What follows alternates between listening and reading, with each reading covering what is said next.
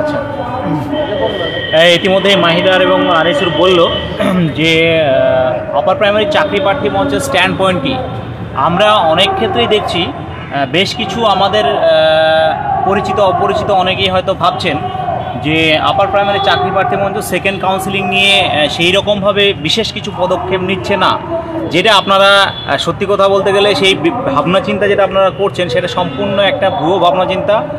Upper primary চাকরি প্রার্থী মঞ্চ ফার্স্ট কাউন্সিলিং হয়ে যাওয়ার পর থেকেই বলতে পারেন পরদিন থেকেই কিন্তু সেকেন্ড কাউন্সিলিংয়ের প্রয়াস সর্বোচ্চ পর্যায়ে করেছে এবং এখনও করে যাচ্ছে।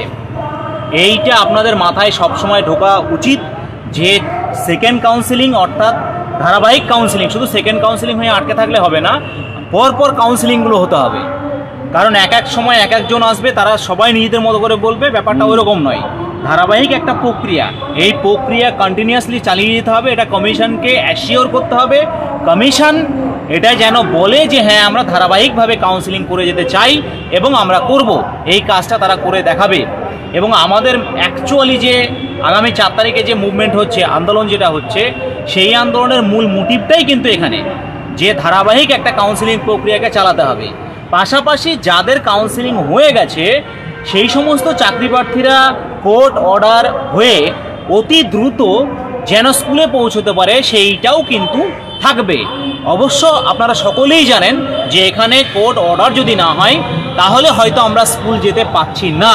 তো সেই অর্থে আমরা যেটা বলতে পারি যে কোর্ট অর্ডার নিয়ে যোগ্য চাকরি প্রার্থীরা যারা কাউন্সিলিং করে বসে আছে তারা যেমন স্কুলে যাবে, পাশাপাশি আমাদের আরও একবার করে স্পষ্ট করেই বলছি যে ওই দিন সবাই মিলে আপনারা আসুন, আমরা একসঙ্গে ধর্মতলায় গলা ফাটাবো এবং চিৎকার করে বলবো যে আমাদের ধারাবাহিক কাউন্সিলিং চালাতে হবে। কারণ কাউন্সিলিং প্রক্রিয়াতে কিন্তু কোনো স্টে নেই।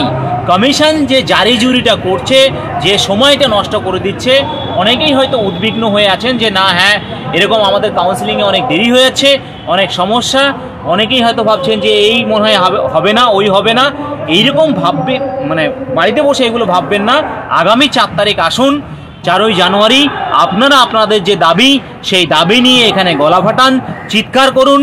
আশা করি সেই চিৎকার কমিশন পর্যন্ত পৌঁছবে, নবান্ন পর্যন্ত পৌঁছবে এবং আমরা তাদেরকে সেইটা বুঝিয়ে দিতে পারবো যে না আমরা আমাদের যে হকের দাবি অর্থাৎ ধারাবাহিক যে নিয়োগ প্রক্রিয়া, সেই নিয়োগ প্রক্রিয়াকে ত্বরান্বিত করতে যে আমরা পশ্চিমবঙ্গ আপার প্রাইমারি চাকরি প্রার্থী মঞ্চ এখানে 3224 দিন এবং 388 দিন ধরে যে কন্টিনিউয়াসলি যে আমরা ধর্ণা মঞ্চ চালিয়ে যাচ্ছি বা আমরা লড়াই আন্দোলন চালিয়ে যাচ্ছি সেটা চালু থাকবে। পাশাপাশি আপনারা সকলেই একটা ঐক্যবদ্ধ যে লড়াই, সেই লড়াইয়ে সামিল হওয়ার যে একটা মানসিকতা, সেই মানসিকতা তৈরি করুন এবং অবশ্যই 4 তারিখ আসুন। ধন্যবাদ সকলকেই। এই লাইভটা সবাই বিভিন্ন জায়গায় শেয়ার করবেন এবং আমাদের মঞ্চের তরফ থেকে যে স্পষ্ট বার্তা দেওয়া হলো সেই বার্তাটা আপনারা সকলের কাছে পৌঁছে দেবেন। ধন্যবাদ।